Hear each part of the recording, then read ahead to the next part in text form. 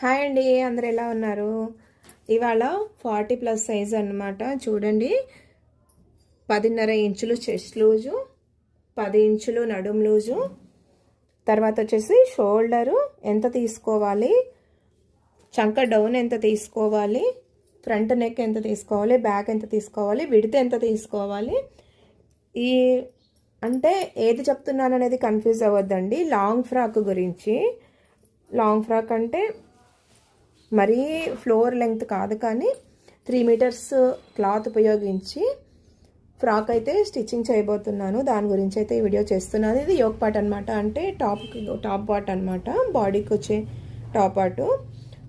ఇది వచ్చేసి ఎలా కట్ చేసుకోవాలి, క్యాన్వాస్ ఎలా కట్ చేసుకోవాలి, ఫ్రంట్ బ్యాక్ ఎలా, ఈ మెజర్మెంట్కి ఈ మెజర్మెంట్కి ఏమైనా డిఫరెన్స్ ఉంటుందా, ఇదంతా కూడా ఫుల్ వీడియోలో ఉంది, వెళ్ళి చూసేయండి. నా ఛానల్ని ఫస్ట్ టైం చూస్తున్న వాళ్ళైతే సబ్స్క్రైబ్ చేసుకోవడం మర్చిపోవద్దు ఫ్రెండ్స్. కొంచెం లేట్ అయింది వీడియోస్ చేయటము, చాలా ఇష్యూస్ వస్తున్నాయన్నమాట, హెల్త్ ఇష్యూస్. ఈ సమ్మర్లో అస్సలు వేర్ చేయలేకపోతున్నాను నేనైతే. దాని గురించి స్టిచ్చింగ్ అయితే చేయటం అనేది కంప్లీట్గా ఆపేసాననే చెప్పొచ్చు. కాకపోతే ఎందుకో ఇవాళ వీడియో చేయాలనిపించింది, అందు గురించి కటింగ్ వీడియో అనేది పెడుతున్నాను. ఈ ఫుల్ డీటెయిల్స్ కావాలి అంటే ఫుల్ వీడియో ఉంది, ఛానల్లో చూసేయండి. పార్ట్ ఎలా కట్ చేసుకోవాలి అంటే, బిగ్ సైజ్ కదా, బిగ్ సైజ్ అంటే చాలామందికి భయం ఉంటుంది.